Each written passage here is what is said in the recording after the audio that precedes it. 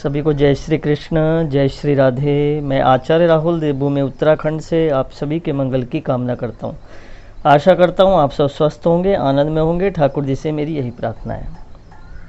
सज्जनों, आज की वीडियो, आज का ये कार्यक्रम बहुत ही खास होने वाला है उन लोगों के लिए जिनकी मकर राशि है। क्योंकि आज की वीडियो इसलिए भी खास है क्योंकि मकर राशि वालों की जो 7.5 चल रही है, शनि की 7.5 को लेके इतना भ्रम, इतना भय लोगों के अंदर दिखाई देता है, जो कि भय होना भी चाहिए। क्योंकि शनि जो है वो न्याय प्रिय देवता हैं, धर्म प्रिय देवता हैं और एक बहुत ही स्ट्रिक्ट टीचर हैं, जो हमें जीवन में किस तरीके से अच्छे तरीके से धर्म पूर्वक और एक अच्छे कर्म के साथ किस प्रकार कैसे चलना चाहिए, व्यक्ति का जीवन कैसा होना चाहिए, ये हमें सिखाने के लिए आते हैं और सिखा के जाते हैं। इसलिए ये समय जो है बड़ा ही एक विपरीत दिखाई देता है, जो कि सब मन का ही खेल है। जैसा हम सोचते हैं वैसा ही होता है। लेकिन सज्जो, हमें एक बात जान लेनी चाहिए कि शनि जो हैं वो न्यायप्रिय देवता हैं और प्रारब्ध में किए गए पुण्य और पापों का सब कुछ फल हमें वो देने आते हैं। विशेष रूप से जो हमारे पाप हैं उनका कर्म फल हमें देने आते हैं, जिसके कारण हमें दुख प्राप्त होते हैं। एक बात और जान लेनी चाहिए कि जब जब जीवन में दुख आते हैं, कष्ट आते हैं, तब तक हमारे पाप कटते हैं, और जब जब जीवन में सुख आते हैं, सब कुछ हमें मिलने लग जाता है, तब तब हमारे पुण्य घटते हैं। तो ये एक फिलॉसफी है समझने वाली। तो सज्जनों, मकर राशि वालों की 7.5 चल रही है और बहुत ही जल्दी समाप्त होने वाली है, और बहुत ही जल्दी उन्हें बहुत ही खुशखबरियाँ मिलने वाली हैं। जिस भी क्षेत्र में, व्यापार के क्षेत्र में, व्यवसाय के क्षेत्र में, शिक्षा के क्षेत्र में, नौकरी के क्षेत्र में, दाम्पत्य से जीवन से जुड़ी हुई समस्या, हर प्रकार से उन्हें, हर समस्याओं से उनका समाधान होने वाला है, उन्हें सुख की प्राप्ति होने वाली है। तो सज्जनों, विशेष रूप से मकर राशि वालों के लिए शनि की 7.5 जो है वो 29 मार्च 2025 को समाप्त हो जाएगी।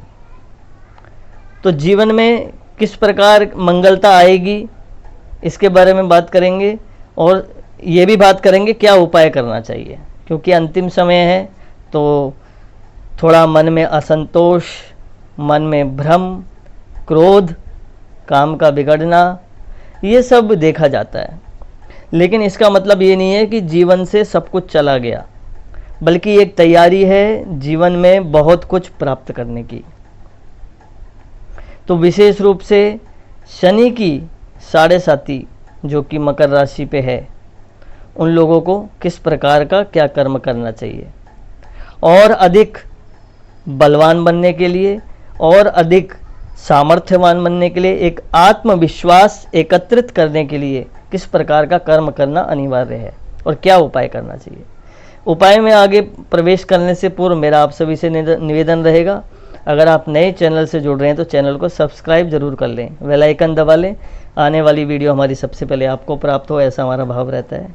वीडियो को लाइक, शेयर, कमेंट अवश्य करें। अगर आपकी भी मकर राशि है या आपके आसपास कोई मकर राशि वाला है तो उसको वीडियो ज़रूर शेयर करें, क्योंकि शेयर करने से भी बहुत पुण्य की प्राप्ति होती है।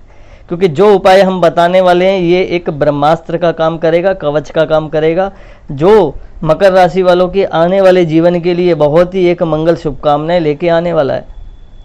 उनके व्यापार में वृद्धि होगी, उनके धर्म में वृद्धि होगी, उनके घर में सुख शांति होगी, स्वास्थ्य उनके अनुकूल रहेगा, और विशेष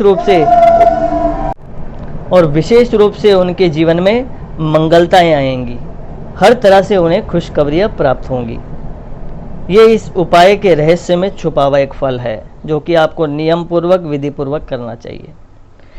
इससे अधिक अगर आप कुंडली का अपना विश्लेषण कराना चाहते हैं, कुंडली दिखाना चाहते हैं, क्योंकि कुंडली दिखानी परम अनिवार्य है।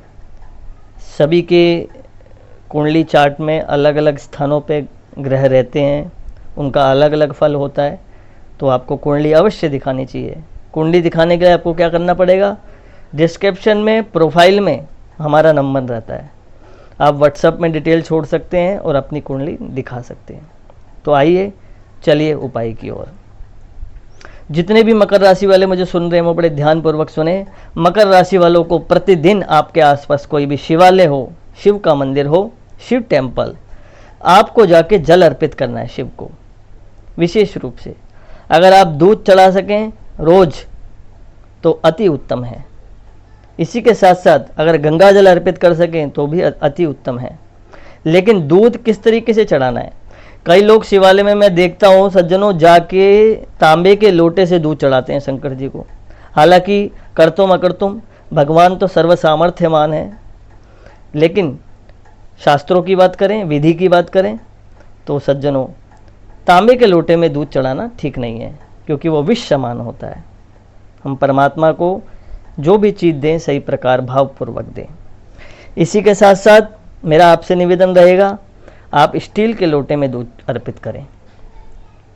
इसी के साथ साथ अगर आप जल अर्पित कर सकते हैं, दूध रोज अर्पित नहीं कर सकते, तो आप स्टील के लोटे ही लेके उसमें जल अर्पित कर सकते हैं या तांबे के लोटे से जल अर्पित कर सकते हैं, जो भी आपके पास हो।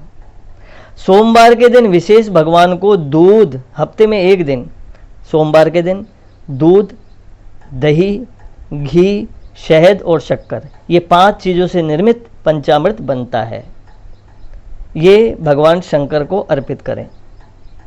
इसी के साथ साथ भगवान शंकर को सुंदर जल से स्नान करा के, और एक बात मैं और निवेदन करूंगा, क्योंकि मैं शिवालय में बैठता हूं तो कई सारे लोग मुझे ऐसे दिखते हैं कि जो आते हैं शिवालय में बाल्टी में जल भरा रहता है, उसी वहीं से लोटा उठाते हैं, उसी जल को भरते हैं और महादेव जी पे चढ़ा देते हैं।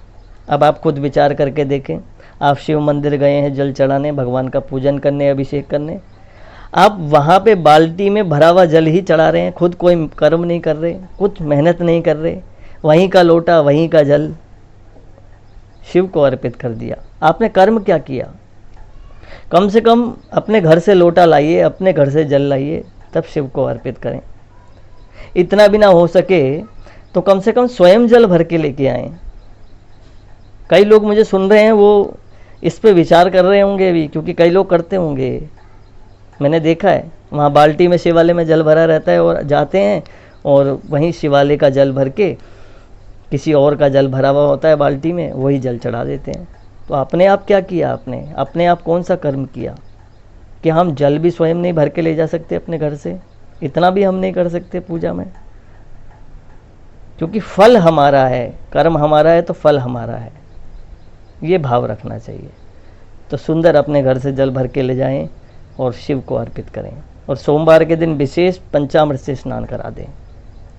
इसी के साथ साथ प्रतिदिन हनुमान चालीसा का पाठ करें, और हफ्ते में, 10 दिन में, 15 दिन में या महीने में एक बार सुंदरकांड का पाठ अवश्य करें, क्योंकि सुंदरकांड का पाठ करना बहुत ही प्रभावशाली है। ये आपके संपूर्ण शनि की 7.5 को मिटाने में एक रामबाण का, ब्रह्मास्त्र का, कवच का काम करेगा, जो कि आपके जीवन को मंगलता की ओर ले जाएगा, दिव्यता की ओर ले जाएगा, और ये देगा भरपूर सुख। जो आप चाहते हैं वो आपके मनोरथ सिद्ध कर देगा। तो ये उपाय ज़रूर आपको करना है, और इस उपाय को करने से मुझे नहीं लगता 15-20 दिन में ही आपको रिजल्ट मिलना शुरू हो जाएगा, अगर आप नियम पूर्वक करते हैं, विधि पूर्वक करते हैं। जिस प्रकार आपका खाने का, पीने का, सोने का हर प्रकार से नियम है, उसी प्रकार पूजा पाठ का भी नियम भगवान के लिए नहीं, अपने लिए, स्वयं के लिए करना है ये। तो ये अवश्य करें। आशा करता हूँ मेरी बात आपको समझ में आई होगी। तब तक के लिए दोस्तों बने रहिए, मिलता हूँ नेक्स्ट वीडियो में। जय श्री कृष्ण, जय श्री राधे, हर हर महादेव।